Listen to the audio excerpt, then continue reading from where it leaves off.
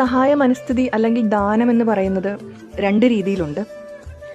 ഇപ്പോൾ ഒരു വ്യക്തി നമ്മളോട് ആവശ്യപ്പെടുകയാണ്, അയാൾക്ക് തീരെ ദയനീയാവസ്ഥയാണ് അല്ലെങ്കിൽ പണമില്ലാത്ത അവസ്ഥയാണ്. ഈ സഹായം എന്ന് പറയുമ്പോൾ പണം കൊണ്ട് മാത്രമുള്ളതല്ല, നമ്മൾ പറയുന്ന ഒരു വാക്കായിരിക്കാം മറ്റുള്ളവർക്ക് ആശ്വാസം നൽകുന്നത്. അതും ഒരു സഹായം തന്നെയാണ്, ഒരു ദാനം തന്നെയാണ് അതും. ഇപ്പോൾ പണത്തിൻ്റെ കാര്യം മാത്രമല്ല, ഏതൊരു ദാനവും അല്ലെങ്കിൽ ഏതൊരു സഹായവും രണ്ട് രീതിയിൽ തന്നെ ഉണ്ട്. ഒരാൾ ആവശ്യപ്പെട്ടിട്ട് നമ്മൾ സഹായിക്കുന്നതും കണ്ടറിഞ്ഞ് സഹായിക്കുന്നതും. ഇപ്പോൾ ഒരാൾ ആവശ്യപ്പെടുകയാണ് നമ്മളോട്, എന്നെ സഹായിക്കണം, എനിക്ക് ഇങ്ങനെയുള്ളൊരു ദയനീയ അവസ്ഥയാണെന്ന് പറയുമ്പം നമ്മളവിടെ മനസ്സില്ലാ മനസ്സോടെ ആയിരിക്കും ഭൂരിഭാഗം ആളുകളും ചെയ്യുന്നത്. ഓ, ഇയാളെ സഹായിക്കേണ്ടി വന്നല്ലോ, എന്ത് പറയാനാ, നാശം. അല്ലെങ്കിൽ അയാളെ പ്രാഗിക്കൊണ്ട് അല്ലെങ്കിൽ മറ്റുള്ളവരെ പ്രാഗിക്കൊണ്ട് മനസ്സിൽ മോശം നെഗറ്റീവായിട്ടുള്ള ചിന്തകൾ കൊണ്ട് ഒരു ഇഷ്ടവും ഇല്ലാതെയാണ് നമ്മൾ ആ വ്യക്തിയെ സഹായിക്കുന്നതെങ്കിൽ അത് നമ്മുടെ പുണ്യത്തിൻ്റെ കണക്കിലേക്ക് ചേരില്ല. ഉള്ള പുണ്യം കൂടെ ക്ഷയിച്ചു പോകും. മറ്റുള്ളവരെ പ്രാഗിക്കൊണ്ട് അല്ലെങ്കിൽ സഹായം ചോദിച്ച ആളെ പ്രാഗിക്കൊണ്ട് അല്ലെങ്കിൽ നാട്ടുകാരെ പ്രാഗിക്കൊണ്ട് നമ്മളെ തന്നെ നമ്മൾ പ്രാഗിക്കൊണ്ടാണ് നമ്മൾ ഒരാളെ സഹായിക്കുന്നത്, മനസ്സില്ലാ മനസ്സോടുകൂടിയാണ് ചെയ്യുന്നതെങ്കിൽ ഉള്ള പുണ്യത്തിൻ്റെ കണക്ക് ക്ഷയിക്കുകയും ചെയ്യും, പുണ്യത്തിൻ്റെ കണക്ക് നമ്മുടെ ആത്മാവിൻ്റെ അക്കൗണ്ടിലേക്ക് ചേർത്തുമില്ല. രണ്ടാമത്തെ സഹായം എന്ന് പറയുന്നത് നമ്മൾ കണ്ടറിഞ്ഞ് സഹായിക്കുക. നമ്മുടെ മുൻപിൽ ഒരാളുടെ ദയനീയാവസ്ഥ നമ്മൾ നേരിട്ട് കാണുകയാണ്. ആ സമയത്ത് ആ ക്ഷണം നമ്മൾക്ക് ആ വ്യക്തിക്ക് വേണ്ടി എന്താണ് ചെയ്യാൻ സാധിക്കുന്നത്? മറ്റൊരാൾ പറഞ്ഞിട്ടല്ല, അതെ ആ വ്യക്തിയുടെ അവസ്ഥ കണ്ടോ, ഒന്ന് സഹായിക്കുന്ന മറ്റൊരാൾ പറഞ്ഞിട്ടല്ല, നമ്മുടെ കൺമുന്നിൽ കാണുമ്പോൾ തന്നെ ആ വ്യക്തിക്ക് വേണ്ടി നമുക്ക് അവിടെ എന്ത് ചെയ്യാൻ സാധിക്കും? ഒന്നും ആശിക്കാതെ, ഒന്നും ആഗ്രഹിക്കാതെ, ഒരു പുണ്യമോ പാപമോ ഒന്നും അറിയാതെ നമ്മുടെ ഉള്ളിൻ്റെ ഉള്ളിൽ നിന്ന് തോന്നുകയാണ് അത് ചെയ്യണം, അവരെ സഹായിക്കണമെന്ന് ഇങ്ങനെ തോന്നിക്കൊണ്ടേയിരിക്കും. ആ സമയത്ത് നമുക്ക് അവിടെ എന്താണ് ചെയ്യാൻ സാധിക്കുന്നത്? അത് പൈസ കൊണ്ടായിരിക്കാം, ഇപ്പോൾ ആക്സിഡൻറ്റ് പറ്റി കിടക്കുന്ന ഒരു വ്യക്തിയെ എടുത്ത് ഹോസ്പിറ്റലിൽ എത്തിക്കുന്നതായിരിക്കാം, എന്തെങ്കിലും ആകാം. അതൊക്കെ ആ ക്ഷണം നമ്മൾ അവർക്ക് വേണ്ടിയിട്ട് ചെയ്യേണ്ടതാണ്. ഒന്നും ആഗ്രഹിക്കാതെ, ഒരു ഉപാധികളുമില്ലാതെ ഒരാളെ സഹായിക്കുക, അത് അൺകണ്ടീഷണൽ, അതായത് ഒരു ഉപാധികളുമില്ലാതെയുള്ളൊരു സഹായം, അതാണ് ദാനം. ആത്മാവിൻ്റെ പുണ്യക്കണക്കിലേക്ക് അങ്ങനെയുള്ള സഹായങ്ങൾ അല്ലെങ്കിൽ അങ്ങനെയുള്ള ദാനങ്ങൾ മാത്രമേ ചേരത്തുള്ളൂ. ഇവിടെ ജയേട്ടൻ്റെ കാര്യത്തിൽ ഞാനൊരു വർഷം മുൻപ് ഒരു റീല് കണ്ടായിരുന്നു. കോഴിക്കോട് പേരാമ്പ്ര റൂട്ടിലോടുന്ന ജയൻ എന്ന് പറയുന്ന ഒരു ബസ്, അതിൻ്റെ പേര് ജയൻ എന്നാണ്, വെണ്ടയ്ക്ക അക്ഷരത്തിൽ ജയൻ എന്ന് എഴുതിയിട്ടുണ്ട്. പിൻഭാഗത്ത് ആ ഒരു ചില്ലിൽ ജയേട്ടൻ്റെ ഒരു ഫോട്ടോ ഒട്ടിച്ചിട്ടുണ്ട്. അദ്ദേഹം പറഞ്ഞിരിക്കുന്ന ഒരു സിനിമയിൽ, ഏതൊരു സിനിമയിലെ ഡയലോഗും അവിടെ എഴുതിയിട്ടുണ്ട്, ഏതാണെന്ന് ഞാൻ ഓർക്കുന്നില്ല.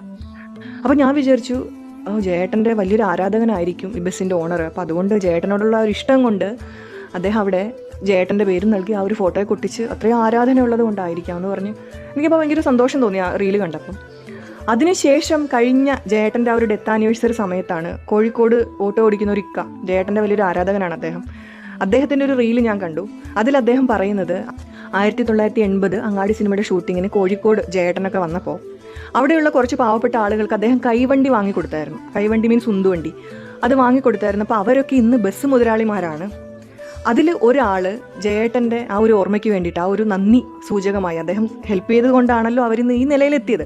അപ്പോൾ ആ ഒരു നന്ദി സൂചകമായ ആ ഒരു ബസ്സിന് ജയൻ എന്നുള്ള പേര് നൽകി അദ്ദേഹത്തിൻ്റെ ഫോട്ടോയും ഒട്ടിച്ചിട്ടുണ്ട് എന്ന് അദ്ദേഹം പറഞ്ഞപ്പോഴാണ് നമ്മൾ ആ കാര്യം അറിയുന്നത്. അപ്പോൾ ജയേട്ടൻ്റെ ആ ഒരു മനസ്സ് എന്ന് പറയുന്നത്, ഈ ദാരിദ്ര്യത്തിൽ നിൽക്കുന്ന ഈ വ്യക്തികൾക്ക് എന്നെ കൊണ്ട് അപ്പോൾ എന്ത് ചെയ്യാൻ സാധിക്കും?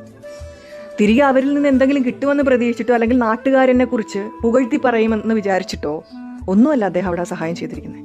ഇതിപ്പോൾ ഇത്രയും വർഷങ്ങൾക്ക് ശേഷം, ഈ 44 വർഷങ്ങൾക്ക് ശേഷം ആ ഒരു ഇക്ക ഈ കാര്യം പറഞ്ഞതുകൊണ്ട് നമ്മളെല്ലാവരും ഇതറിഞ്ഞു, അല്ലെങ്കിൽ നമ്മൾ ആരും ഇതറിയില്ല. അതുപോലെ അദ്ദേഹം എത്ര പേർക്ക് എന്തെല്ലാം സഹായങ്ങൾ ചെയ്തു കൊടുത്തിട്ടുണ്ടാവാം. അത് ഒരിക്കലും തിരികെ പ്രതീക്ഷിച്ചിട്ടല്ല, അല്ലെങ്കിൽ എനിക്ക് പുണ്യം കിട്ടണം, ഇതൊക്കെ എൻ്റെ പുണ്യക്കണക്കിൽ ചേരുമെന്ന് വിചാരിച്ചിട്ടുമല്ല.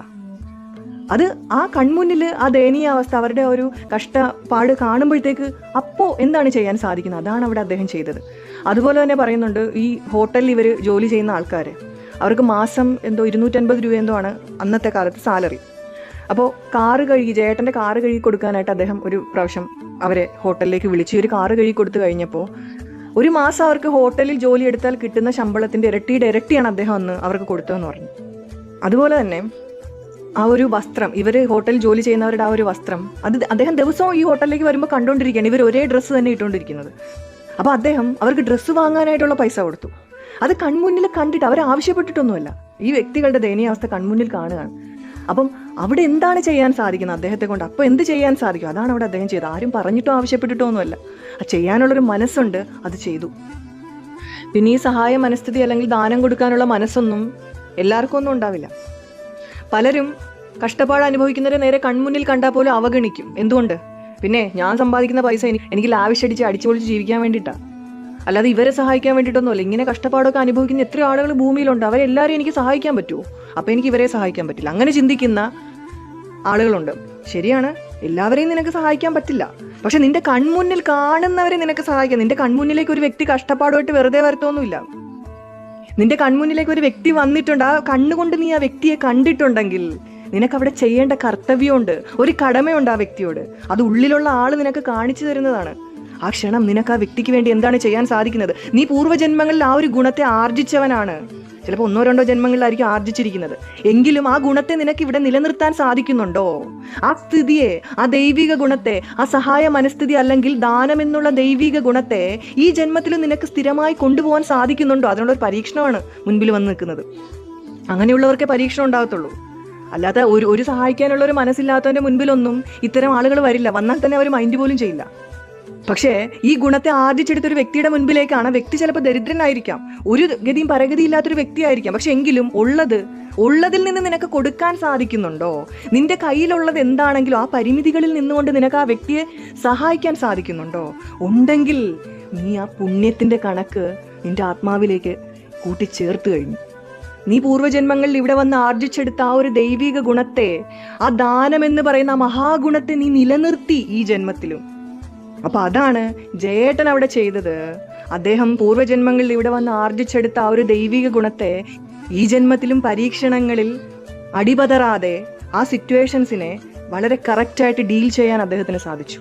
മറ്റുള്ളവരെ ആവശ്യപ്പെട്ടിട്ടല്ല ചെയ്യേണ്ടത്, അറിഞ്ഞു ചെയ്യണം, അറിഞ്ഞ് സഹായം ചെയ്യണം, ഒന്നും പ്രതീക്ഷിക്കാതെ. അത് വളരെ വലിയ മനസ്സുള്ളവർക്ക് മാത്രമേ സാധിക്കൂ. ആത്മാവിനെ അറിഞ്ഞ് ജീവിക്കുന്നവരെ, മനസാക്ഷി അറിഞ്ഞ് ജീവിക്കുന്നവർക്ക് മാത്രമേ അതിന് സാധിക്കൂ. എന്നെ രക്ഷിക്കുകയും ശിക്ഷിക്കുകയും ചെയ്തുകൊണ്ടിരിക്കുന്നത് എൻ്റെ പ്രവൃത്തികളാണ്, എൻ്റെ സത്യസന്ധതയാണ്, എൻ്റെ കൃത്യനിഷ്ഠയാണ്, അല്ലാതെ ഏതെങ്കിലും ആരാധനാലയങ്ങളിൽ ഇരിക്കുന്ന ദൈവമല്ല എന്ന് പറഞ്ഞ ജയേട്ടനെ പോലെയുള്ള ആളുകൾക്ക് മാത്രമേ, ആത്മാവിനെ അറിഞ്ഞ് ജീവിക്കുന്ന ആളുകൾക്ക് മാത്രമേ അതിന് സാധിക്കൂ. അപ്പോൾ അതാണ് ജയേട്ടൻ. അങ്ങനെയാണ് ജയേട്ടൻ. അങ്ങനെയാണ് അദ്ദേഹം ആ 41 വർഷം ഈ ഭൂമിയിൽ ജീവിച്ചുകൊണ്ടിരുന്നത്.